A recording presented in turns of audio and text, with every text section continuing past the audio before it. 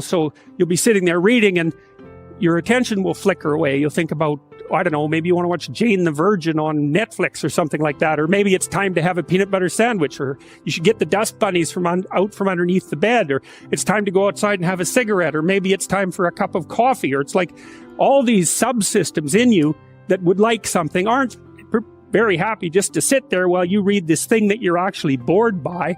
And so they pop up and try to take control of your perceptions and your actions nonstop.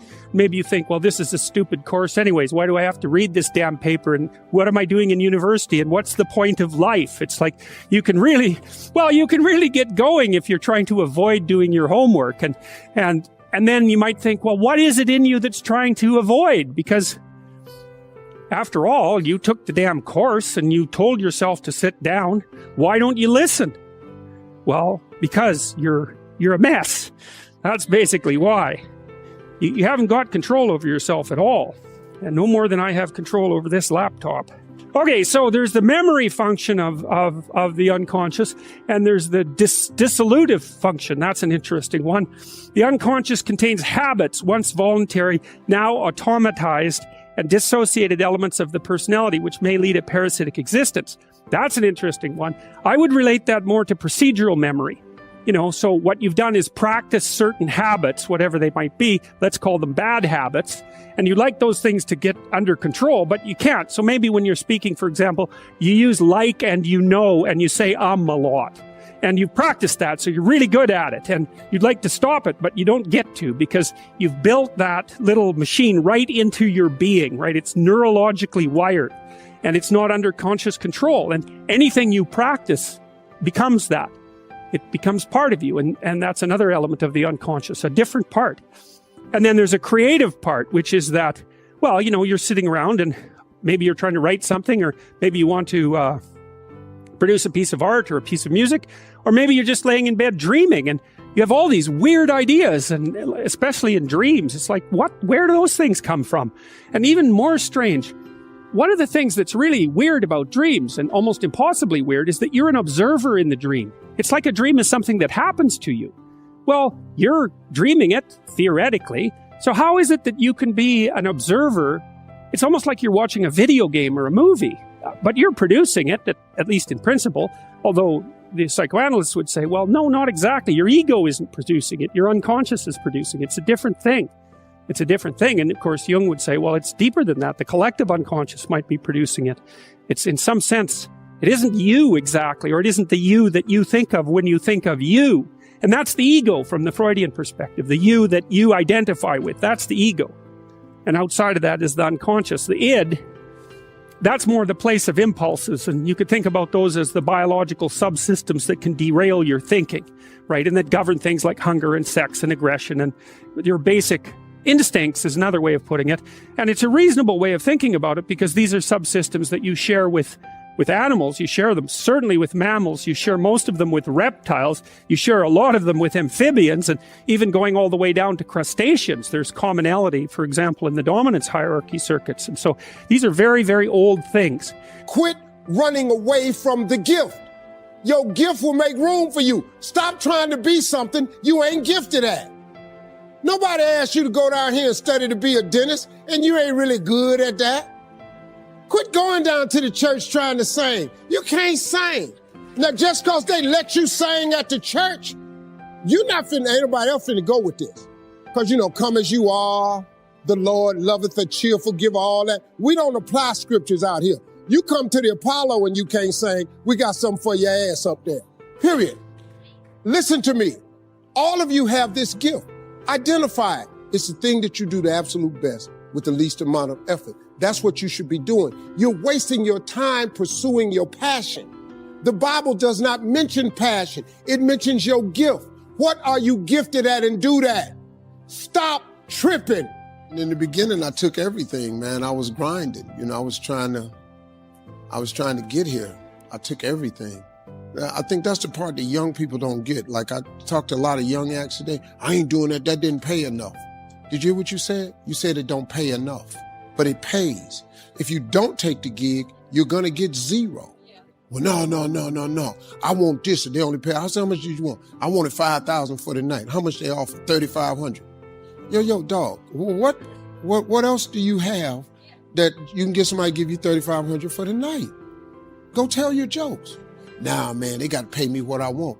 But see, now you're not honing your craft and you're not making money. He said, would you have took it for $3,500? I said, yeah. He said, would you take it for $3,500 now? I said, no. But why you won't take it now, but you want me to take it? You don't have what I have. Well, what are we talking about? Just inch by inch, anything's a cinch. You got to take steps, man. It's hard to get young people to understand that. I want what you got now. You can't have what I got now. Yeah, I tell my kids all the time, me and my kids, we have this discussion. It take a long time to make a lot of money. If you think you can just go make a lot of money real fast, you're going to be constantly disappointed. It take a long time to make money. I've been in this business since I was 27 years old. I'm 64. Man, come on. Look at what your life, you looking at now. You missed the 3 years I was living in a car. You didn't see that. You missed when I lost everything I ever owned twice. You missed the 2 divorces. You missed me flunking out of school. You missed all that. You see this now. This ain't how it work now. Yeah, oh, it look easy. Yeah, I make it look easy. This is hard. Come out here. Come turn this corner. I'm going to invite any one of y'all to come up here. Ladies and gentlemen, welcome to Family Feud. Here's Ricky. And Ricky, walk your ass around this corner and just do what I do. It's really hard. The boredom of normalcy and the numbness of mediocrity stiffens your passions. The boredom of normalcy and the numbness of mediocrity stiffens your passion. What that meant was I was so sick of myself.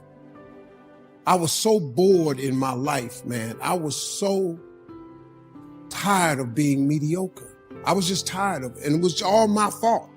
I was mediocre because I wasn't doing the things to be exceptional. And I was bored. I was losing my mind, man, on the assembly line at Ford Motor Company, going door to door selling life insurance at a debit company. I was tripping, man. I said, man, what is this? My life can't be this. You ever say to yourself, man, it's got to be more to my life than this? If you've ever said that, that's cause it is. And you got to get after that, man. You got to go and get at that. If you don't do it, life becomes real normal and real mediocre to you. Now, there's nothing wrong with being normal, but if normal is getting on your nerves, then you got to change something. If you tired of being mediocre, you got to change something. Now, everybody has to determine what their own normal is. Normal for me is going to be different from you. Normal for you is different from me. But once you determine what normal is for you and you ain't okay with that no more, you got to go do something, man. There are ways of objectively evaluating your achievements. Most people don't take advantage of them as often as they should, but they're available nonetheless. For example, you can put together a financial statement in order to determine your net worth. You can hire an appraiser in order to learn the market value of your house. You can compare where you were 10 years ago to where you are now in order to determine the degree of progress you've made in your life. If you are a person of strong character, you will promise yourself that you will achieve your goals, or it doesn't matter, because you never consider that possibility. You have made a promise and you're going to keep it. When you set out to drive to the grocery store, you don't stop at the doorway and think, what will I do if I don't make it? You simply intend to get to the grocery store. You know you're going to get there. You will get there. It's simply assumed. Fear is simply the inability to make a promise to yourself. It kicks in when you start thinking about all the bad things that can happen to you on the way to your destination. And before long, you're thinking, wouldn't it be easier just to stay home? Isn't it safer to just stay in bed? Isn't it better to pull the covers up over my head? When you were learning how to walk, you made a silent promise to yourself that you were going to do it. It may have been scary at times. You surely stumbled again and again. Tears surely fell from your eyes, but no matter. You didn't even think about that. Each time you fell, you forgot about it as soon as you regained your feet because you had promised yourself. You were going to walk across the room, and you did it. How long did it take? Who cares? You did it.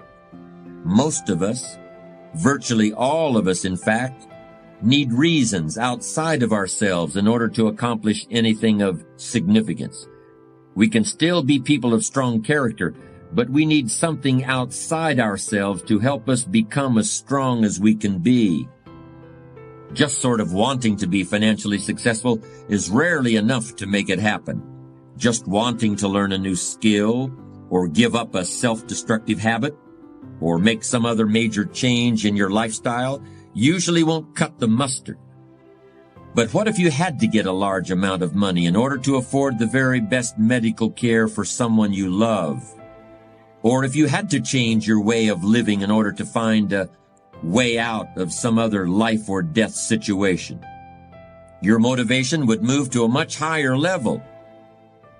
If you're like most people, having to is a lot stronger than wanting to.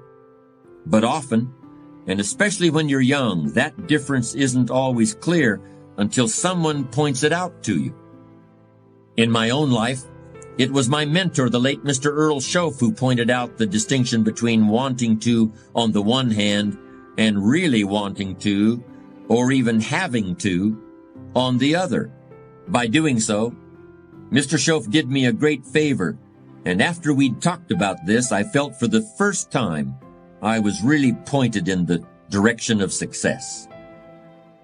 We need all the help we can get in terms of motivation, but of course different people are motivated by different things.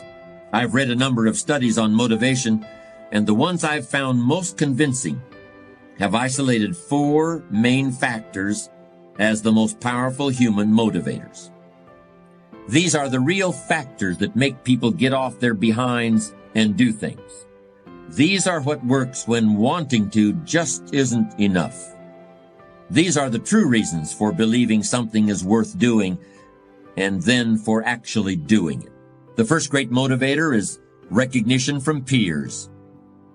Quite simply, recognition from peers is a truly powerful motivating force in any human activity. The second important motivator is recognition from respected experts or authorities. I can tell you that in my own life, this has been an extremely important factor. Mr. Schoaf, whom I mentioned a moment ago, was someone that I respected from the first moment I was introduced to him. And he was also someone whose respect I desperately wanted to earn. Family is the third great motivator, and in many ways, it's really the most powerful. Although the approval of peers and experts may be most important in your career, in your life as a whole, nothing can compare with the importance of your family. A person who can feel that level of emotion for other human beings is truly blessed. The fourth and last achievement motivating factor I want to mention is closely related to the desire to benefit your family. In fact, you could say it's a desire to benefit the whole family of man. Let's call it the impulse toward benevolence, toward sharing your wealth and wisdom with the world. Now, what do we really see? The thing that I immediately notice is that they all involve other people, whether it's peers, mentors, family members, or simply fellow members of the human race. It's ironic, isn't it?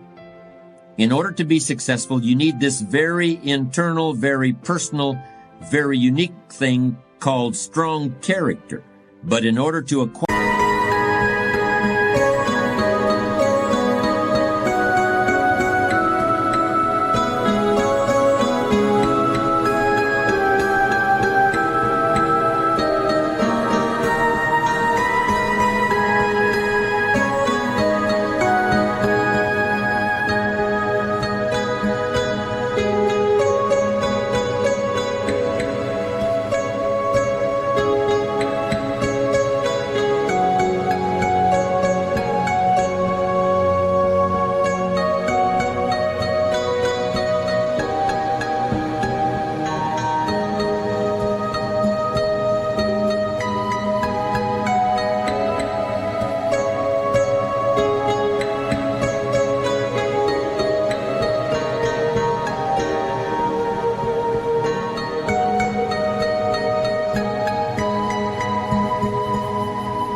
that innermost quality and set it to work, you need people other than yourself as reasons to believe. Maybe that's not true if you're the toughest man on earth. Maybe then you can do whatever needs to be done just because you set your mind to do it. The thing is, though, there's only one toughest man on earth at any one time, and I'm not the one. I had a lot of pain in my life, no more than nobody else. I just had a lot. But I learned along the way, everything that's happening to you is God is processing. Every difficult moment you're having, He just processing it. That's all He's doing. Everything you're going through is preparing you for what you ask God for. And if you need to be tough when you get to where you're going, then He gonna toughen you. If you got to be more caring along the way, He gonna let you have some trials come your way that's gonna have to produce that in you. What happened in my life was getting where I've gotten to today and where I'm even headed to, I had to be tough. So He toughened me along the way. I had to learn how to appreciate a lot, so He took everything. To really understand the value of money, I had none. To just appreciate simple things, what I'm gonna eat today, He sent me through a trial of being homeless for 3 years. I lived in a car for 3 years. All of that I was going through, that I was tripping with, that I did not appreciate or understand, I understand it now, because I'm on the other side of them troubles. And I understand what all them troubles was for. And even though I did not understand or appreciate the route He took me on, it was the route I had to go on. See, the route you on right now is the route you got to take. And it's very uniquely yours. This thing you going through, this just uniquely yours. You just got to understand you ain't the only one. You ain't the only one going through it. Now, in the order that it's going to happen, that's yours. See, God made us very different. This God we got, God is amazing. You're waiting for God to bring you out, while God is waiting for you to invite Him in. You have to do like David. Father, thank you that you are with me right here in this valley. I'm not going to live afraid, worried. I may not see a way, but I know you have a way. Instead of just trying to get out of the valley, out of the trouble, out of the fire, if you'll start saying, God, come in. Let me feel your presence in the fire. Show me your greatness in this trouble. Then you'll have a peace that passes understanding, a joy when you could be discouraged, a hope when you should be distraught. In the scripture, 3 Hebrew teenagers wouldn't bow down to the king's golden idol. The king was so furious, he threatened to have them thrown into a fiery furnace. The teenager said, King, we're not worried. We know our God will deliver us. This made the king even more angry. He had the guards turn up the furnace 7 times hotter than normal. Why did God have the king make the fire even hotter? He wanted it to be a bigger miracle. He wanted the odds to be more against them. The fact is, God could have kept them out of the fire. He's God. He parted Red Seas. He opened blind eyes. Would have been no problem for God to change the king's mind or to help these teenagers escape. But God doesn't deliver us from every fire. Sometimes He'll take you through the fire. The good news is God knows how to make you fireproof. People don't determine your destiny. Bad breaks cannot stop God's plan for your life. Sickness, addictions, unfair situations don't have the final say. Now, don't be discouraged because God didn't keep you out of the fire. God doesn't stop every negative situation. He uses adversities to move us into our purpose. We would never know His power if we were never thrown into a fire, so to speak.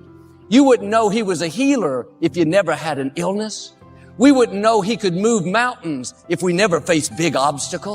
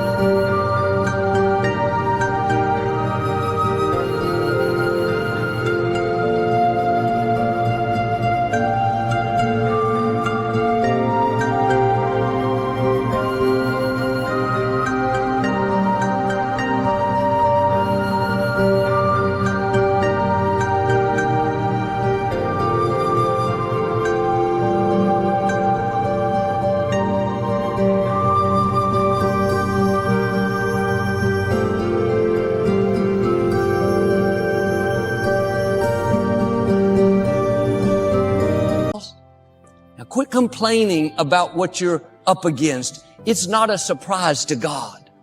The enemy may have turned up the fire 7 times hotter than normal. They didn't do that without God's permission. God is in control, not just of your life, He's in control of your enemies. Instead of complaining about the fire, start inviting Him into the fire. When He's with you, you cannot be defeated. You and God are a majority. He is a supernatural God. He's not limited by the fire, by the floods, by the famines. What should take you out cannot stop your destiny. Instead of complaining about everything that you don't like, if you'll recognize that God allowed the difficulty.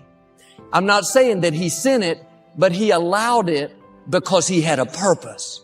And the purpose is not so you can live miserable, worried, and afraid. His purpose is to show His glory through you. It's so other people can see His power and favor on your life. Without great tests, you won't have a great testimony. Without big battles, we won't see big victories. These teenagers said, "We know our God will deliver us." They made this statement of faith. Then they said something even more powerful. "But even if He doesn't, we're still not going to bow down." That's the kind of people that give the enemy a nervous breakdown. When you can say, "God, this is what I'm believing for. This is what I'm hoping will happen.